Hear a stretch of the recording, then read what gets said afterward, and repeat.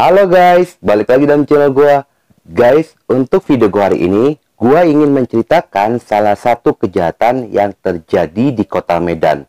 Mirisnya dalam kasus kejahatan ini, yang menjadi korban adalah dua anak kecil yang tidak berdosa. Dan apa penyebabnya?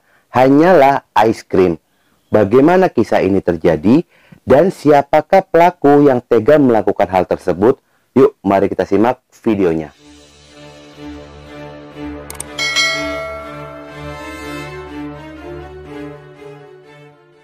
Awal kisah ini ketika terjadi pernikahan antara Muhammad Arif dan Fatul Zana. Dan hasil dari pernikahan itu, mereka dikaruniai dua orang anak yang bernama Iksan Fathahillah berusia 10 tahun dan Rafa Anggara usia 5 tahun. Entah karena ada suatu hal yang membuat pernikahannya harus berakhir dengan perpisahan. Setelah keduanya lama berpisah, mantan istrinya pun menikah lagi dengan suami kedua yang bernama Rahmat Syah. Namun di pernikahan kedua ini, Fatul Zana kerap mendapatkan sikap kasar dari suaminya. Namun meski begitu, dia tetap bertahan karena sikap kasarnya itu tidak pernah dilakukan kepada kedua buah hatinya. Sejak dari pernikahannya dengan Rahmat Syah, dua anak itu pun diasuh dan dibesarkan oleh ayah tirinya. Sementara Rahmat Syah bekerja sebagai kuli bangunan. Kedua anak ini pun dikenal sebagai pribadi yang aktif dan sangat bersemangat dalam belajar. Dan kalau di sekolah bisa dikatakan mereka anak yang patuh dan juga lugu. Diketahui Iksan dan Rafa, mereka berdua selalu bermain bersama. Dan jika ada pertengkaran di antara mereka, kakaknya Iksan lebih banyak mengalah kepada adiknya. Selama 2 tahun ini, keluarga mereka menyewa rumah di Gang Abadi belakang sekolah Global Prima. Pada hari Jumat tanggal 19 Juni 2020, biasanya kedua anak itu tinggal di rumah neneknya. Namun pada hari itu mereka pulang ke rumah karena mau meminta uang jajan kepada ibunya. Fatul Zana yang juga bekerja, sebelum dia berangkat bekerja, seperti biasa layaknya seorang ibu, selalu memandikan dan memberi mereka makan terlebih dahulu.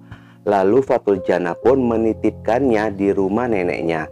Karena keseharian Fatul Zana dihabiskan di tempat kerja, sepulangnya bekerja, Fatul Zana pun selalu menjemput mereka, dan setibanya di rumah, mereka pun bertiga nonton bersama dengan Rahmat Syah, ayah tirinya.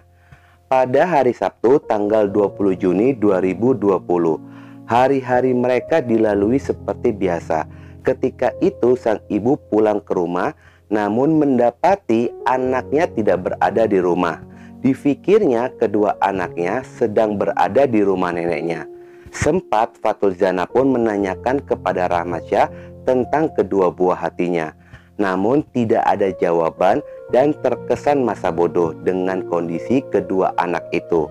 Ketika hari Minggu tanggal 21 Juni 2020, tepat jam 7 pagi, saat itu Fatul Zana merasa sangat khawatir dikarenakan kedua anaknya pun tidak muncul ke rumahnya. Yang biasanya pada pagi hari, kedua anak itu pun selalu datang ke rumahnya. Dia pun kembali menghubungi suaminya yaitu Rahmat Syah, menanyakan kedua buah hatinya. Namun tidak ada jawaban yang jelas dari sang suami. Tetapi nggak selang lama ponselnya pun berbunyi tanda masuk pesan. Dia mendapatkan pesan messenger Facebook dan ketika dibuka, pesan itu berasal dari suaminya yang berisi agar istrinya mencari kedua anaknya di gedung sekolah Global Prima, di mana lokasi itu pun tempat kerja dari Rahmat Syah. Yang lebih mengejutkan lagi, Rahmat Syah mengakui jika dia telah melakukan kejahatan kepada kedua anak itu. Dengan perasaan campur aduk dan khawatir, Fatul Zana didampingi oleh adik dan juga ibunya. Dengan langkah tergesa-gesa, mereka pun menuju lokasi yang dimaksud. Saat di lokasi itulah mereka pun berhasil menemukan Iksan yang sudah terbujur kaku di balik tumpukan triplek. Pecah teriakan histeris dari Fatul Zana. Teriakan itu pun memancing petugas keamanan untuk mencari sumber suara tersebut dan mendapati Fatul Zana dalam kondisi menangis histeris. Petugas keamanan itu pun menanyakan mengapa dia menangis. Fatul Zana menjelaskan jika dia baru saja menemukan anaknya sudah meninggal dunia. Dan dia pun memberitahu jika kedua anaknya telah mendapatkan tindakan kejahatan dari suaminya. Ini Pak.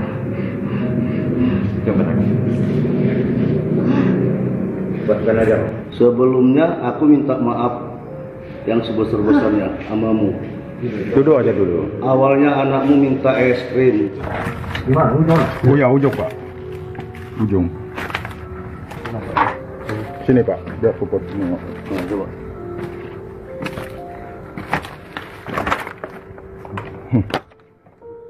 Sanggup aku nengok Pak. Sejak dari penemuan tubuh yang pertama, petugas keamanan pun mencari lokasi anak kedua. Setelah mencari di sekeliling gedung, akhirnya mereka pun berhasil menemukan tubuh Rafa berada di dalam got saluran air dalam kondisi meninggal dunia. Temuan ini pun segera dilaporkan kepada pihak kepolisian. Polisi yang mendapatkan laporan itu segera bergerak untuk melakukan evakuasi dan investigasi. Tubuh kedua anak malang itu pun dibawa ke Rumah Sakit Bayangkara Medan untuk dilakukan pemeriksaan. Berdasarkan isi pesan messenger, jika Rahmatsyah mengakui jika dialah yang melakukan kejahatan kepada kedua anak tersebut. Namun rupanya Rahmatsyah sendiri diketahui sudah kabur melarikan diri entah kemana. Di sisi lainnya, kabar meninggal kedua anak ini pun tersebar di kalangan orang-orang terdekat, termasuk ayah kandungnya. Dengan ekspresi yang sangat menahan marah, pria itu pun meminta agar pihak kepolisian segera menangkap pelaku yang tega melakukan kejahatan kepada kedua anaknya. Bahkan sejak perceraiannya dengan Fatul Zana, dia pun tidak pernah mengenal atau melihat wajah dari Rahmatsyah. Setelah selesai dilakukan pemeriksaan, kedua bocah itu pun dikembalikan kepada keluarga untuk dimakamkan. Ketika mobil ambulans datang di Jalan Brigjen Katamso, Gang Satria pada hari Senin tanggal 22 Juni 2020 siang harinya, kedatangan itu pun disambut dengan tangisan histeris dari ibu kandung dan kerabat dari korban. Pecah tangis bukan hanya dari pihak keluarga, namun para tetangga sekitaran pun ikut menangis. Dan sebelum ditemukan meninggal dunia, kedua anak itu pun pernah berpesan ingin dimandikan di rumah neneknya. Dan mungkin hal inilah yang dimaksud, dimandikan dalam kondisi meninggal dunia. Menurut kakek korban yang bernama Zainal Abidin berusia 65 tahun, dia meyakini jika pelaku sedang memperdalam ilmu hitam. Tuduhan kakek Abidin ini bukan tanpa sebab. Kecurigaan itu pun muncul diawali dengan adanya penemuan benda-benda aneh pada saat tinggal bersama di rumah mereka. Dugaan bahwa Rahmatsyah memiliki ketertarikan pada dunia ilmu hitam yang disinyalir sebagai benda-benda yang digunakan dalam prosesi menuntut ilmu hitamnya. Zainal Abidin sempat menemukan sekumpulan bunga, sepotong kain kafan, tanah kuburan, dan juga taring gigi hewan. Kakek Zainal menyangka jika sasaran ilmu hitamnya adalah istri dan kedua anaknya. Dia pun langsung membakar benda-benda tersebut. Rahmatsyah kerap melawan kepada mertuanya sendiri.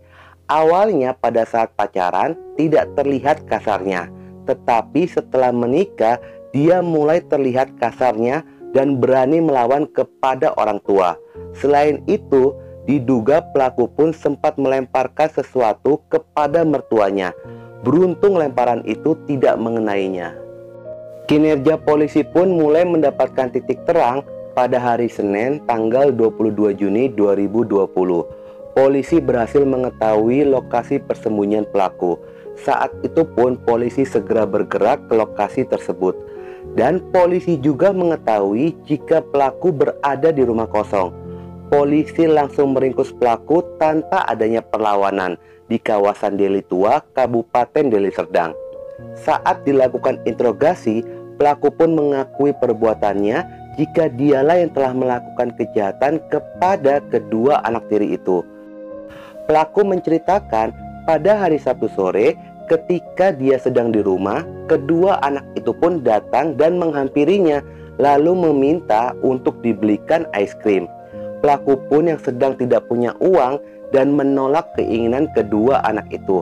Namun mereka pun terus merengek hingga akhirnya kedua anak itu pun mengucapkan perkataan yang membuat pelaku sangat tersinggung dengan mengatakan, "Ayah pelit, mau bilang sama mama untuk mencari ayah baru, kan mama masih cantik."